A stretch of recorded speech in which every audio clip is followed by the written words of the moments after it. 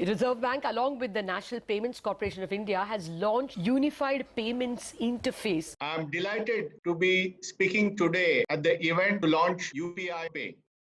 আজকের ভিডিওটা তাদের জন্য যারা একদম ইউপিআই এর উপর নির্ভরশীল হয়ে পড়েছেন। অর্থাৎ আমার তো মোটামুটি সকাল থেকে রাত অবধি ইউপিআই এর উপরই চলে। মোটামুটি ট্রানজ্যাকশন যা করি ছোটোখাটো সবই ইউপিআই দিয়ে চলে যায়। অর্থাৎ আমি লাস্ট কবে পেট্রোল পাম্পে ক্যাশ দিয়ে তেল ভরেছি সেটা প্রায় আমি ভুলে গেছি। অর্থাৎ হয় ইউপিআই নয়তো কার্ড। যদি কার্ড কাছে না থাকে তাহলে তো মোবাইল থাকবেই, এবং মোবাইল মানে ইউপিআই।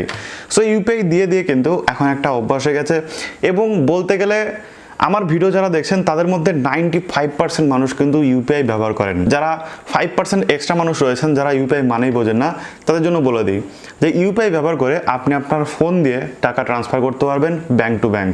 অর্থাৎ আপনার ব্যাংকের সাথে আপনি ইউপিআই কানেক্ট করে ফেললে সেই ব্যাংক থেকে আপনি যে কোনো ব্যাংকে যে কোনো টাইমে সেকেন্ডের মধ্যে টাকা পাঠাতে পারবেন জাস্ট একটা ক্লিকের মাধ্যমে। ইউপিআই আসার পরে যেরকম অনেক সুবিধা হয়েছে সেরকম কিছু কিছু কিন্তু অসুবিধাও হয়েছে, যেরকম কিছু কিছু ফ্রড কিন্তু অনেকের সাথেই হয়ে গেছে না বোঝার আগেই। কিন্তু যদি আমরা অ্যাকচুয়াল জিনিসটা দেখি তাহলে কিন্তু আমরা দেখতে পাবো এখানে কিন্তু সব থেকে বেশি সুবিধা হয়েছে, এবং এই সুবিধা এত বেশি হয়েছে যে ব্যাংকের ইনফ্রাস্ট্রাকচার এখন আর সেটাকে লোড নিতে পারছে না। অর্থাৎ তাদের যে ক্যাপাসিটি সেটা এখন আরও বাড়াতে হবে, এবং এটা বাড়ানোর জন্য তাদের আরও টাকার দরকার। এবং তার সাথে সাথে বর্তমানে আমরা যে ইউপিআই ব্যবহার করি তার জন্য কিন্তু আমাদের 1 পয়সাও চার্জ দিতে হয় না, কিন্তু তার জন্য যে খরচ সেটা কিন্তু ব্যাংকে বহন করতে হয়। সো এই সমস্ত যে খরচ টরচ রয়েছে এই সমস্ত খরচগুলো কিন্তু আর ব্যাংক বলছে আমরা আর বহন করব না। অর্থাৎ এখন থেকে ইউপিআই যদি আপনি ব্যবহার করেন তাহলে আপনাকেই এর জন্য চার্জ দিতে হবে। যেরকমটা কিন্তু আমরা আরটিজিএস বা এনইএফটির সময় দেখেছিলাম, অর্থাৎ ব্যাংক টু ব্যাংক ট্রান্সফার করার জন্য কিন্তু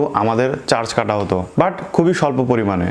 এবং ইউপিআই যদি আপনি ব্যবহার করেন, যেহেতু এনইএফটি আরটিজিএস থেকে বেশি পরিমাণ আমরা ইউপিআই ব্যবহার করি, যার জন্য কিন্তু ইউপিআই অত বেশি চার্জ কাটা হবে না। অর্থাৎ হয়তোবা প্রতি ট্রানজাকশনে আপনাকে 1 টাকা করে এক্সট্রা দিতে হতে পারে। কয়েক মাস আগে আমার কাছ থেকে হয় পেটিএম নয়তো ফোনপে যে কোনো একটা কোম্পানি আমার কাছ থেকে 1 টাকা এক্সট্রা কেটেছিল জাস্ট সার্ভিস চার্জ হিসাবে।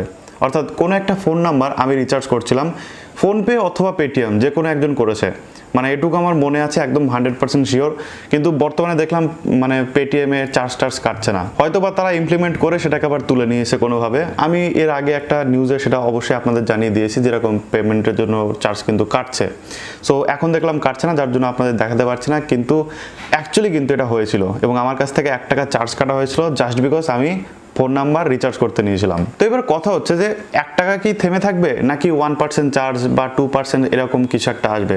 আমার মনে হয় 1% 2% এরকম কিছু করবে না। প্রত্যেকটা ট্রানজাকশনের জন্য আপনাকে মোটামুটি 1 থেকে 1.5 টাকা হয়তো কাটা হতে পারে, বা কিছু একটা লিমিট হয়তো সেট করা হতে পারে যে 1000 টাকার উপরে পাঠালে তবেই আপনাকে চার্জ দিতে হবে, 1000 টাকার নিচে পাঠালে আপনাকে কোনো রকম চার্জ দিতে হবে না। আরবিআই এটাকে নিয়ে এখনো ক্লিয়ার করে বলেনি যে কত টাকা অ্যাকচুয়ালি চার্জ কাটা হবে, কিন্তু অলরেডি কিন্তু তারা একটা ডিসকাশন পেপার খুলে ফেলেছে, এবং মানুষের কাছ থেকে কিন্তু তারা যে বিভিন্ন সাজেশন সেটা কিন্তু নিচ্ছে যে কিভাবে অ্যাকচুয়ালি টাকা নেওয়া যায় বা কত টাকা নেওয়া যেতে পারে, বা এটা কি ঠিক নাকি ব্যাঠিক। তো কথা হচ্ছে যে আমাদের এই যে এত বছর ধরে ফ্রিতে সার্ভিস দেওয়ার পরে এখন যেহেতু টাকা নেওয়া হবে তার জন্য কিন্তু আমাদের একটু খারাপ লাগছেই।